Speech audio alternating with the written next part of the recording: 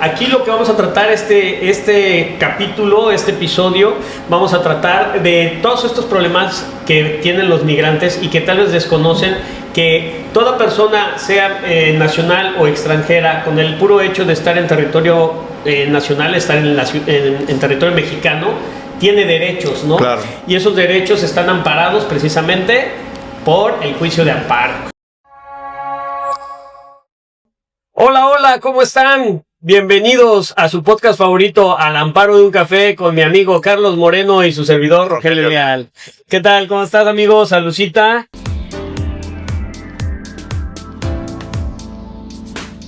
Oye, saludos a todos. Nuevo episodio ya. Tuvimos la vez pasada un invitado muy interesante, el juez Mauricio Martínez, y esta vez nos toca solitos, ¿no? Sí. Pero con un temazo súper importante que a mucha gente seguramente le interesará, que es...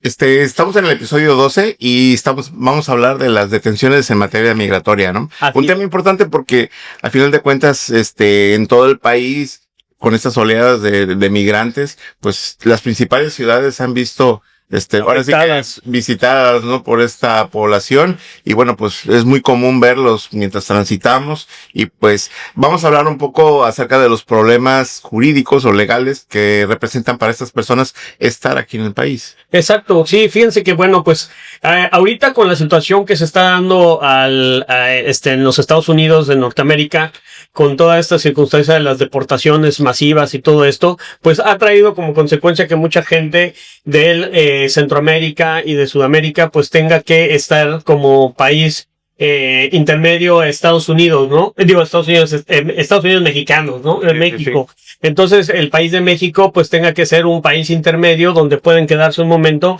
pero finalmente están como inmigrantes, ¿no? Y no están normalmente regularizados. Entonces, es importante hablar de todos estos temas porque toda esta gente que pues a lo mejor ahorita está esperando decir, bueno, pues vamos a esperar a que pasen los 4 años del presidente de Estados Unidos y después volver a intentar a ver si cambian las políticas migratorias, porque ahorita están muy duras y entonces pues queda México como un país intermedio en que ni que regresan a su casa ni tratan de entrar a Estados Unidos por la situación en la que está, y entonces pues se quedan a vivir en el país pero bajo una condición irregular, ¿no? Claro, este programa que se llama Quédate en México. Exactamente. Está siendo implementado por el gobierno, de México. Y como bien lo decías, es para que mientras están en trámite, su situación migratoria, con la esperanza de entrar a Estados Unidos, pues puedan pasar ese trámite estando aquí, ¿no? Estando aquí en México. Entonces las estaciones migratorias a veces se ven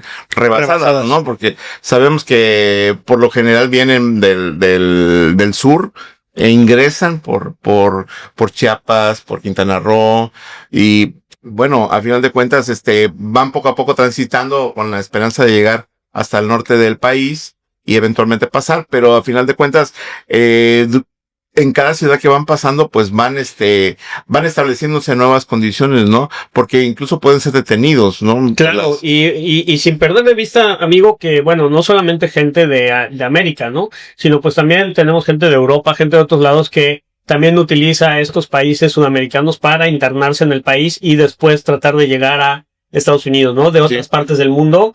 Entonces, a final de cuentas también no debemos de perder de vista que tenemos aquí a Cancún muy cerca. Sí. Mucha gente llega a Cancún y se quiere quedar a vivir y luego ya empieza a trabajar y ya empieza a hacer otras cosas, pero bajo una situación irregular. Entonces, aquí lo que vamos a tratar este capítulo, este episodio, vamos a tratar de todos estos problemas que tienen los migrantes y que tal vez desconocen, que toda persona, sea nacional o extranjera, con el puro hecho de estar en territorio nacional, estar en territorio mexicano, tiene derechos, ¿no? Claro. Y esos derechos están amparados precisamente por el juicio de amparo. Exacto. Entonces, les vamos a platicar de estos temas. Son varios puntos que vamos a tocar y al final pues vamos a tratar de algún caso práctico que hemos tenido en el juzgado, ¿no? Sí, mira, quisiera aprovechar también para invitarlos a que se suscriban al canal, ¿no? Porque estamos teniendo cada vez más suscriptores, queremos llegar a una audiencia mucho más amplia. A final de cuentas, nos preocupamos por los temas porque sean de su interés, sean más generales, tratamos de tocarlos así platicaditos, ¿no? Claro, para que a final de cuentas se lleven algo a casa, se queden algo con ustedes en relación con los temas que manejamos.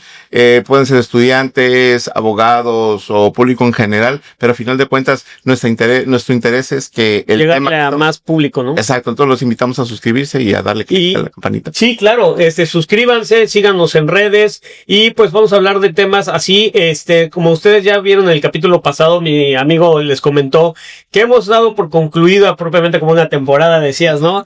En donde hablamos de los principios del juicio de amparo y a lo largo de nuestras charlas, que vamos ahora a una nueva modalidad de hablar de casos prácticos que nos han tocado en el juzgado y de temas de estos sensibles que sabemos que son del día a día.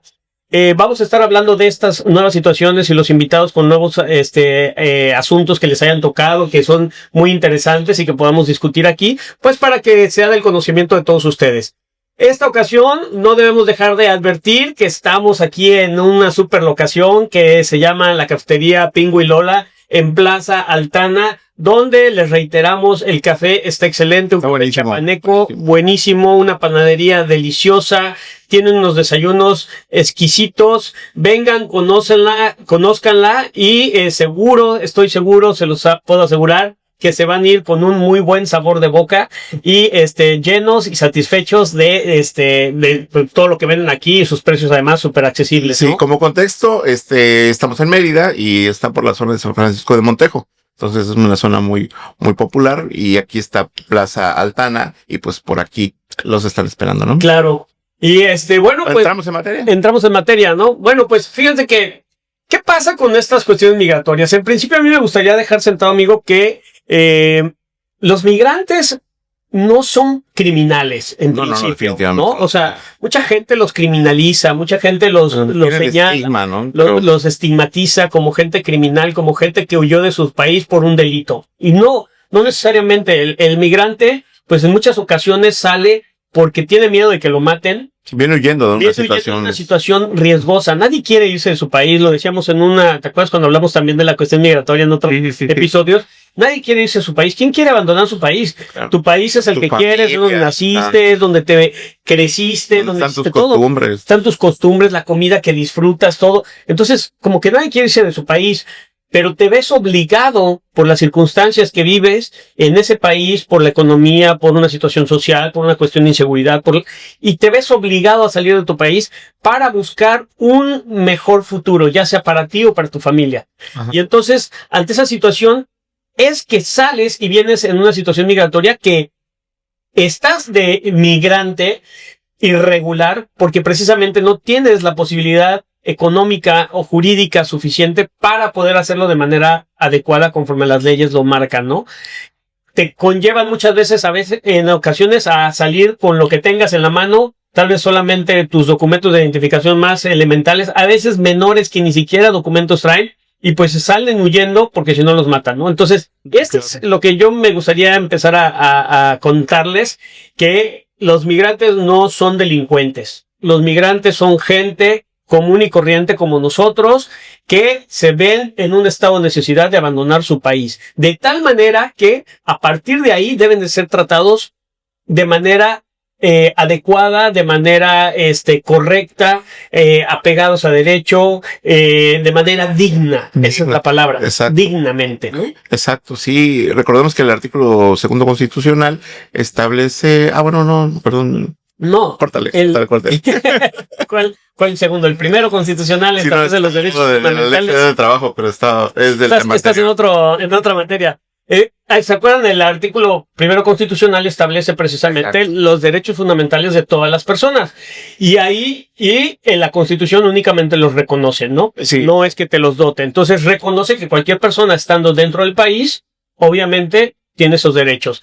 Ahora, entonces, ¿qué pasa con las detenciones? O sea, a mí me preocupa mucho el tema de las detenciones porque es muy recurrente que entras, o incluso uno ve después como retenes, ¿no? Donde está migración. Sí, o sea, ¿qué pasa con eso? O sea, fíjate, ahí es un primer punto, ¿no? Oye, ¿hasta dónde tengo posibilidad?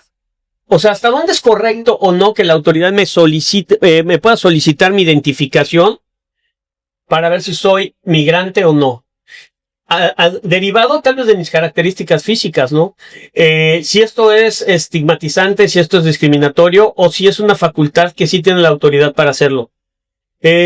La Corte ha hecho pronunciamientos sobre esto y bueno, ha establecido que es una facultad regulatoria que la Constitución dota precisamente Sí. al Instituto de Migración para que ellos puedan indagar sobre esa condición, pero solamente las autoridades migratorias. Claro. Es decir, ninguna otra autoridad puede pedirte documentación de identificación para verificar tu condición de extranjero o no, si no son las autoridades migratorias, ¿no? Sí, sí, de hecho, como bien lo dices, o sea, son las únicas facultades para pedirte tu identificación y tus documentos relativos a tu estancia migratoria. Ahora, ¿en qué casos? O sea, a final de cuentas, pues, únicamente en las vías de acceso, ¿no?, al país, porque a final de cuentas, si hay un punto intermedio en alguna carretera o algo así, pues esos retenes, pues no son, No son del todo legales, ¿no? Algunos retenes de ellos, porque, por ejemplo, vamos a hablar que hay unos artículos, precisamente de la ley de migración, que creo que son el 90 y tantos, que establecen 92, 96, algo así, que establecen la posibilidad de que, por ejemplo, toda persona extranjera tenga que andar circulando en el país, tiene que andar con su identificación, alguna cuestión, para, en caso de que sea requerida, mostrar esa identificación de que es extranjero. Pero eso conllevaría a que también todo mexicano tendría que venir identificado en todo momento, porque de lo contrario podrían decirte, como no traes un INE, entonces eres extranjero, ¿no? Y como pues tienes tales características de poder ser guatemalteco o de Dinamarca, ¿no? El güerito, ojos verdes, de ojos azules, te pueda estar solicitando, puede ser una, puede ser otra, ¿no? Y entonces, oye, ¿sabes qué? Dame tu condición. Me pasa mucho eso. Me imagino, esos ojos azules que tienes. Sí, sí, sí. Entonces, en atención a eso, dices, bueno, lo que trae como consecuencia es una violación precisamente al artículo 11 de la Constitución de la libertad de tránsito, que es lo que tú estableces, y dices, pues no es válido que te estén pidiendo tu identificación para todo, porque viola este derecho, ¿no? Claro, a final de cuentas, la autoridad migratoria sí tiene esas facultades, pero únicamente porque es una facultad legítima, ¿sí?, que establece la ley y la Constitución a las autoridades migratorias. Pero lo que no es válido es que las personas ocupen arbitrariamente esta facultad. Exacto. Para poder, requerir, y incluso llegar hasta la retención de documentos, ¿no? Exactamente, sí, eso no es válido. Porque muchas veces pasa, ¿no? Que, bueno, por ahí ha habido algunos casos que nada más porque los ven con ciertas características étnicas o incluso los oyen hablar y no hablan bien español, pues ya establece cierta sospecha, ¿no? De que es, que no es nacional. Entonces, viene el requerimiento de documentos, pero a veces de otras autoridades que no son migratorias. Exacto. Y ese es el problema. Exacto. Porque dice la jurisprudencia, bueno, las autoridades migratorias sí tienen la facultad de hacerlo y de retener tus documentos en caso de que adviertan que estás en situación irregular para abrirte un procedimiento y regularizarte.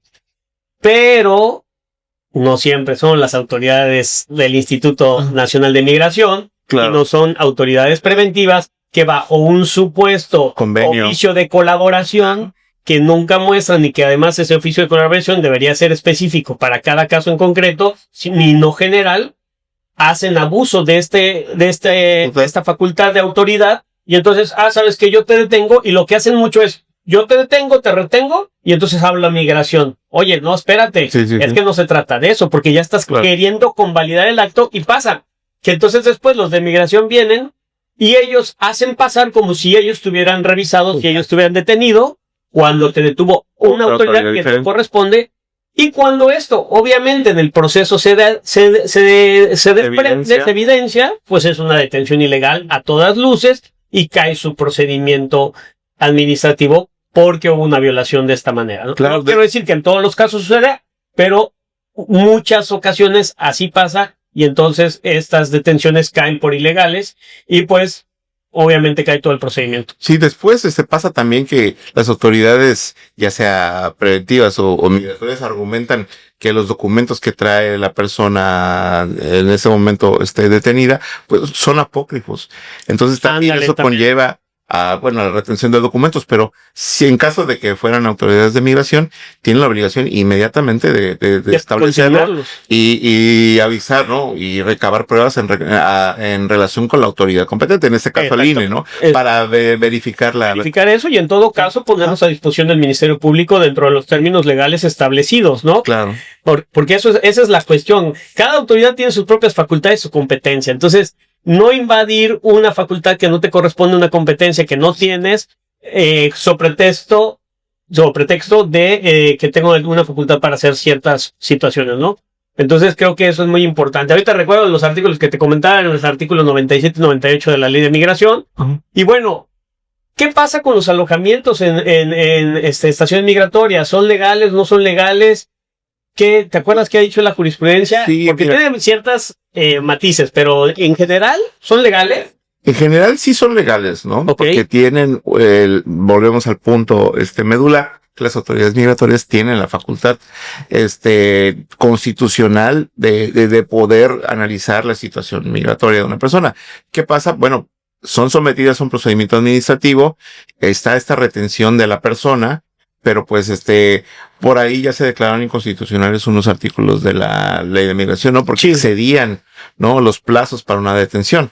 Exactamente. ¿No? Entonces, porque ya, o sea, ¿te acuerdas que establecía, creo que el artículo 111, que hace mención como de unos plazos de 15 días y 60 días, para poder retener una persona. Para poder retener una persona y decidir su situación migratoria, ¿no? Y esos fueron los que se declararon inconstitucionales, que dice que violan el artículo 21 constitucional, al establecer que el artículo 21 señala como plazo máximo de una autoridad administrativa de detención de una persona de 36 horas. Por consiguiente, si excede de las 36 horas, entonces ahí viola el artículo 21 constitucional y tiene que decretarse una salida inmediata de la estación migratoria, ¿no? Claro, recordemos que nuestra Constitución establece como plazo máximo administrativo 36 horas para detenciones que no son materia penal. Exacto. Sí, el 21 párrafo cuarto eso establece y el trámite migratorio no está exento de eso. Entonces, ¿qué pasa cuando ya rebasan estas 36 horas? La autoridad debe de resolver, debe de darle la salida. Y creo que les dan un documento, les piden un documento que creo que se llama de estancia de visitante con posibilidad de remuneratoria, ¿no? Ajá. O sea, te saco y puedes trabajar momentáneamente en lo que decido tu procedimiento y ya ahora sí establezco si tu estancia puede ser determinada legal o no y entonces te puedo dar una determinación de una salida asistida o una deportación en su caso. Claro, ¿no? Claro. Pero es, o sea, hasta ese momento.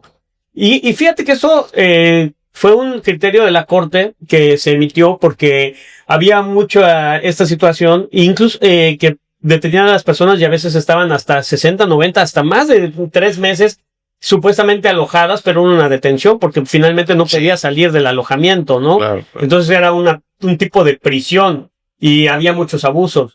Entonces, a raíz de la situación tan lamentable que pasó aquí en México de las personas migrantes que fallecieron por el incendio, ¿no? Por el incendio que se hizo y que pues las autoridades mexicanas tuvieron cierta responsabilidad en ese sentido, es que a partir de ahí ya normalmente no se permite el alojamiento, sino que los detienen a las personas y luego emiten una determinación, ¿no? Como que se dio una orden en todas las estaciones migratorias de que no se alojen a las personas.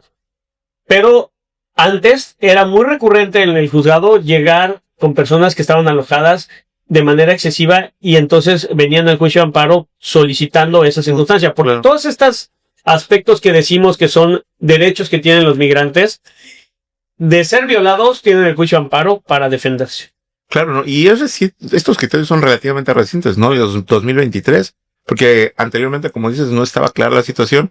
La ley de migración prevé estos plazos excesivos y a final de cuentas las personas estaban ahí dentro, retenidas, de manera, ilegal, totalmente mal. Y nos decían, o sea, nos llegaban a contar, ¿te acordás? En el juzgado nos llegaban a contar que en muchas ocasiones la comida con gusanos, la comida echada a perder en mal estado, mezclados menores con adultos, ni siquiera se verificaba que los menores si venían asistidos con sus padres o no venían asistidos, los mezclaban cuando esa es una violación totalmente a la Constitución y a las leyes que protegen a los menores en cuanto a que los menores no pueden estar mezclados con los adultos, sino salvo que sean sus padres, o sea, claro, sus acompañantes, pero si no, pues tienen que estar con menores y los adultos con adultos, ¿no? Para evitar cualquier situación que se pueda provocar en su perjuicio, ¿no? Sí, ahorita que mencioné los menores, recuerdo otro criterio de jurisprudencia que establece que ante las oleadas masivas de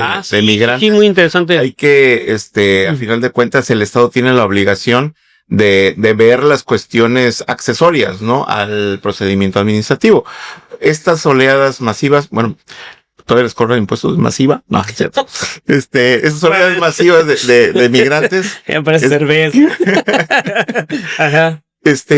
Detonan en el Estado la obligación de ver cuestiones accesorias, sobre todo tratándose de menores. Exacto. Porque primero debe de permitir la entrada, ¿no? Porque muchas veces se argumentaba eso, ¿no? Que no los querían dejar pasar. No incluso por ahí vimos imágenes en las noticias de la Guardia Nacional tratando de impedir la entrada, ¿no? Pero cuestiones de menores siempre deben de tratar de darles acceso primero para a continuación ya registrarlos.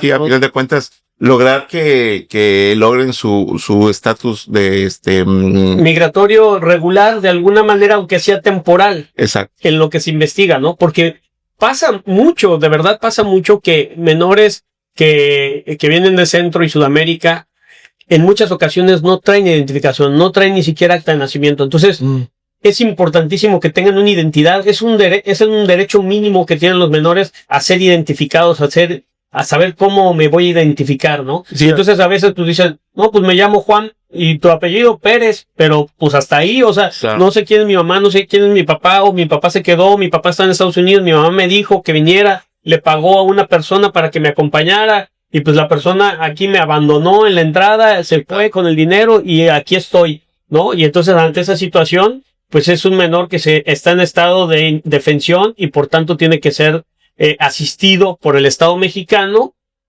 en aras de proteger sus derechos para cumplir tanto la Constitución como los tratados internacionales a los que el Estado mexicano está obligado a velar, ¿no? Claro, son un grupo vulnerable los menores. Exacto. Que al final de cuentas, cuando llegan al país, como les comentaba, existe la obligación del gobierno de crear una base de datos con este registro de menores que están ingresando, sí, tratando de otorgarles la calidad de refugiados y darles el tratamiento humanitario, correspondiente, ¿no? Y también, pues, tener personal preparado para poder atender a los menores de una manera adecuada, preguntarles, como decías, de sus familiares, su nombre, su nacionalidad, sus costumbres, qué idioma hablas, sí, todo. De cuentas de explicarles la situación, lo que va a pasar en función del procedimiento administrativo. Y es precisamente cuando entran estos alojamientos o estas afluencias masivas que tienen que hacer estas distinciones de mujeres, de hombres, de menores y todo, para que como una cuestión reforzada, porque finalmente es un grupo vulnerable, como bien lo dijiste. Y bueno, aquí es muy importante que sepan ustedes que en el momento en que una persona migrante es sometida a un procedimiento administrativo de regulación migratoria, tiene que tener defensa adecuada. Es decir, tienen que nombrarle el Instituto Nacional de Migración, tiene que nombrarle un defensor, claro, que sea independiente a, obviamente, el Instituto Nacional de Migración. Entonces, nosotros, por ejemplo, en el juzgado, pues le nombramos un defensor público, sí, federal, ¿no? Que los asistiera cuando estaban ahí, y entonces ya iban acompañados desde un primer momento, porque veíamos que cotidianamente los sometían al procedimiento administrativo de regulación migratoria y no tenían nunca un defensor. Sí. Y entonces, ahora sí que, imagínate, soy migrante, no conozco a nadie donde estoy. No tengo recursos. No tengo recursos. Y pues estoy nada más en el procedimiento y sin saber qué leyes me están aplicando porque ni conozco las leyes, obviamente. Y menos voy a conocer a un abogado que me pueda defender. Por consiguiente, una violación flagrante a todo el procedimiento, ¿no? Sí, a la garantía de defensa, ¿no? Derecho a la audiencia, de defensa adecuada, violan toda la Sí. Artículo 8.1 de la convención, ¿no? De la convención, el 25 de la Convención Americana de Derechos Humanos en cuanto a la defensa adecuada. Entonces, digo, también todas estas cuestiones, pues, están, ¿no? Incluso también hay, fíjate que cuando están regularizándose, a veces piden una solicitud de, ¿cómo se llama? De responsiva. Responsiva, como que alguien responda por ti, ¿no? Claro. Y esa ya también la Corte dijo que es inconstitucional, que es ilegal, ¿no? Porque finalmente dices, oye, pues es que soy un grupo vulnerable, no conozco a nadie, ¿y por qué alguien me va a coger o qué organización? Y es una condición para que salgas, por ejemplo, porque decían, dentro de las condiciones para darte la libertad, son una garantía, que bueno, esa garantía la ponen altísima, que no es asequible para él, no para la autoridad, en su condición de migrante, y además que dices, no, pero es que debe haber una responsiva, alguien que se haga responsable de ti mientras estás aquí. Pues ¿quién se va a hacer responsable si no conozco a nadie? Entonces a veces algunas asociaciones lo hacían, pero eso atiende a distintas situaciones en el país, porque hay asociaciones, ¿no? Sin ánimo de lucro en el norte del país porque lo ven de manera más recurrente. Sí. O en el sur del país, pero habrá otros lugares en el centro de la República o en otros lugares del estado que no sucede. Entonces, no se puede catalogar de manera general como una obligación para todos. Entonces, en atención a eso, la Corte dijo, no, esa responsiva está mal, es inconstitucional y no debe de solicitarse como un requisito como para obtener la libertad, ¿no? Sí.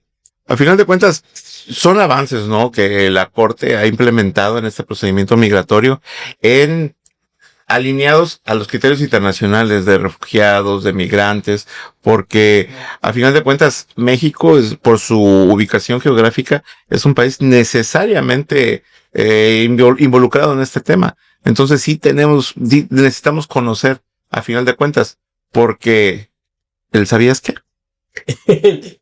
¿Sabías qué?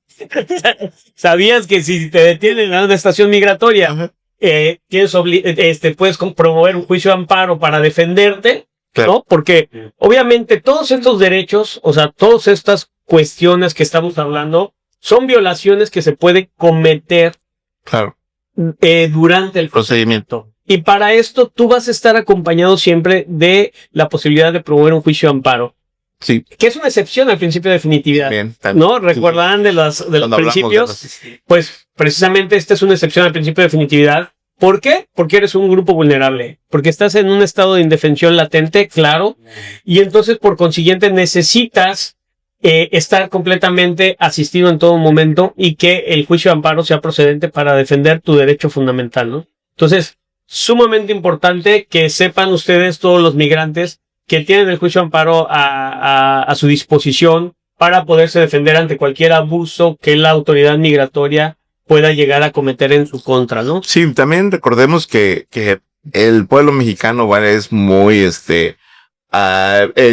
por lo general acogedor, ¿no? Es muy amiguero, ¿no? Entonces, no faltará por ahí alguien que conozca a un migrante que, bueno, tal vez necesita cierto consejo legal. Entonces, está bien que sepan que una detención de esta naturaleza no puede prolongarse más de 36 horas, ¿no? Sí, eso es muy importante, ¿no? Y bueno, finalmente, mira, nosotros hemos tenido muchos casos, ¿no? En el ¿Alguno que recuerdas así Pues recuerdo uno muy relativamente reciente, que me pareció emblemático hasta cierto punto, porque les platico propiamente el caso muy rápido. Este caso es de unas personas, me parece que son de nacionalidad cubana, y ellos, ustedes saben que los cubanos normalmente pues agarran una lancha, se ven la manera de conseguir una lancha, y ellos por la cercanía con Miami tratan de cruzar de Cuba a Miami, ¿no? O sea, no quieren venir a México, porque están muy cerca, entonces tratan de hacerlo de esa manera, pero en muchas ocasiones o se les descompone la lancha, o son balseros, van en una balsa, ni siquiera motor, las corrientes marinas, todo, o les agarra un huracán ahí en pleno mar, en plena mitad del mar, y entonces se desorientan, o pierden la brújula, o pierden lo que ustedes quieran, pierden la orientación, y no terminan en Miami, sino terminan en costas mexicanas. Y recuerdo un caso en donde venían unos cubanos, precisamente, que salieron así, y ellos platicaban que en la lancha se avería el motor. Y entonces quedan a la deriva. Al quedar a la deriva, se establece que la Marina, algún barco los vio a la deriva y no los rescató, sino que dio aviso a la Marina de México y dijo, oye, ¿sabes qué? Hay unos cubanos ahí varados, bueno, a la deriva, no están varados, a la deriva. Y dio las coordenadas y los marinos van. Pero aquí la cuestión particular es que ellos estaban en aguas internacionales, o sea, no estaban dentro del territorio nacional, de la extensión de lo que se llama el territorio nacional, ¿no? Estaban en aguas internacionales, de acuerdo a las coordenadas que se dieron. Entonces, van y los rescatan, se supone. Los rescatan y los introducen a México. Ellos los introducen a México y los registran y les abren un procedimiento de deportación. Y los deportan. Bueno, los querían deportar. Entonces promueven un juicio de amparo cuando están ellos bajo estas condiciones de alojamiento y todo. Y pues advertimos todas estas circunstancias. Una, no tenían defensa adecuada, no se les había nombrado un defensor, obviamente. Dos, no había esta distinción de los menores, porque había menores. No se hizo distinción así, estaban alojados todos juntos. Entonces había otra violación en ese sentido. Los menores venían solos, no venían asistidos por nadie. Eran como 2 o 3 menores. Uno de ellos sí venía asistido por su mamá, o los otros 2 no venían asistidos por nadie. Entonces, pues bueno, teníamos toda esta violación de derechos fundamentales en curso, ¿no?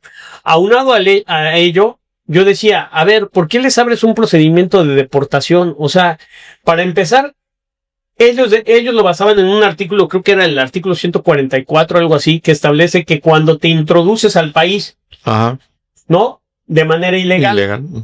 Y no por los puertos legalmente establecidos. Algo así establece la ley. Yo decía, a ver, en principio, no se introdujeron ellos. Segundo, no tenían intención de meterse al país. O sea, no había ese elemento subjetivo de, oye, yo me quiero meter al país de México. Ellos iban a Miami. Se perdieron y quien los introdujo fue la Marina. Sí, las autoridades mexicanas. Las autoridades mexicanas. Entonces, tú dices, pues ¿por qué me hables un procedimiento de deportación? Cuando en todo caso, oye, hay otras vías para que me des un retorno asistido, ¿no? O, ¿sabes qué? En todo caso, pues esta circunstancia de estancia de visitante con posibilidad de remunerativa, de remuneración, pero no me deportes, porque ya una deportación implica como una sanción. Y esa sanción trae como consecuencia que cuando tú, si después quisieras entrar a México legalmente, ya no puedes. Tienes una alerta, porque fuiste deportado. Entonces, no había nada de lógica en el sentido de que supuestamente te rescato para después penalizarte porque supuestamente entraste ilegal al país cuando tú fuiste el que me trajiste, ¿no? Entonces, ante esa circunstancia, concedimos el amparo, obviamente, para que se regularizara todo el procedimiento y bajo ningún esquema se estableciera que se actualizaba la fracción por la que la autoridad había determinado que estas personas habían incurrido en una causa de deportación, sino que se estableciera una medida distinta a ello, como un retorno asistido o como una estancia de esta naturaleza que comenté, pero no de una deportación, porque no se trataba de sancionarlos. Pues me rescatas para sancionarme, qué bonita cosa, ¿no? Claro, la autoridad provocó la situación que después calificó de irregular y de ilegal, ¿no? Justo. O no existió dolo por parte de esas personas, ¿no? Exactamente. Yo ni quería venir a México, quería ir a Miami. Exacto. Y fíjate, y hay otros casos en los que, por ejemplo, una alerta migratoria que se emite y también sin derecho a audiencia. Obviamente la alerta migratoria no te va a dar el derecho a audiencia previo. Claro. Porque pues hago una alerta migratoria porque estás irregular en el país y tal vez te cité y ya no viniste a regularizarte y entonces hago una alerta migratoria. Pero una vez que ya está establecida la alerta migratoria, sí la autoridad tiene la obligación de darle su derecho de audiencia y de ser oído y vencido sobre la continuidad de esa alerta migratoria. Para efectos de que tal vez justificar por qué no pudiste acudir a la cita o alguna circunstancia Y en atención a ello, pues que se borre esa alerta migratoria y puedas regularizarte debidamente en el país, ¿no? Y bueno, pues estos son algunos casos, algunos supuestos que hemos tenido en el juzgado y que me parecieron importantes. Bueno, ya que me preguntaste, pues me parecen importantes que el público los conozca y sobre todo pues hacerles a través de este podcast pues darles una embarradita de lo que puede suceder y de lo que ustedes pudieran acudir al juicio de amparo para defenderse en caso de que estuvieran en esa situación, ¿no? Sí, como les comentábamos, pues no necesariamente pues ustedes, sino que conozcan a alguien que puedan auxiliarlo. Al final de cuentas, el juicio de amparo está ahí a la mano de todos, es gratuito, no lo hemos dicho.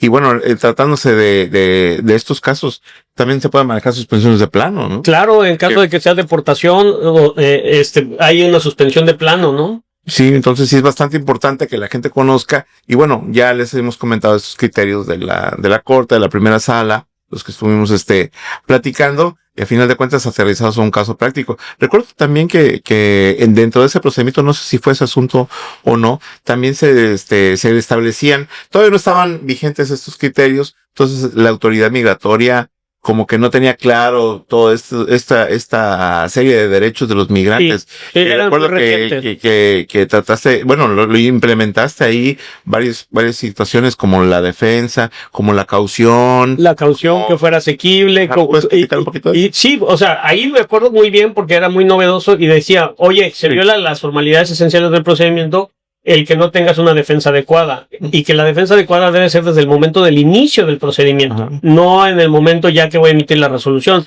sino desde el inicio, desde que te tomo tu primera declaración debes estar asistido legalmente. Entonces se ordenó la reposición del procedimiento desde el inicio sobre esa cuestión y también para que se siguieran todas las formalidades esenciales del procedimiento y para que también se cuidara que no estuvieran alojados por más de 36 horas, ¿no? Sí. Porque precisamente se daba esta circunstancia.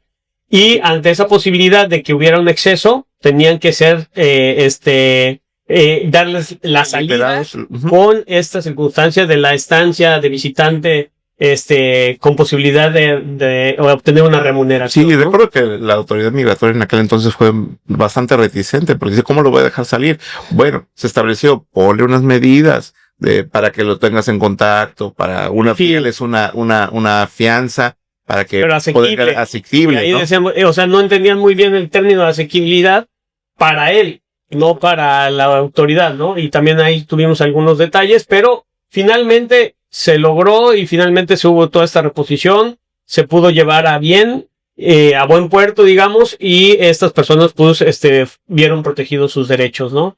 Y bueno, pues desgraciadamente siempre el tiempo nos come. Digo, la verdad es que nos encantaría seguir platicando, pero pues no tenemos ya más tiempo. Les queremos reiterar la invitación al podcast, que nos sigan, que se suscriban y invitarlos aquí a la cafetería Pingo y Lola, que está el café delicioso y todo. Y panadería. Cafetería y panadería, sí, exactamente. El pan también exquisito. Y recuerden los desayunos muy buenos también. Sí, el pan lo estamos viendo, ustedes no lo pueden ver, pero lo estamos viendo, está muy bien. Muy bien. Aquí con ¿no? Bueno, pues los esperamos aquí y los esperamos el próximo episodio, seguramente ya con otro invitado también, o invitada, no sabemos todavía. Sí. Pero los esperamos. Al amparo de un café. Nos vemos. Hasta luego. Bye.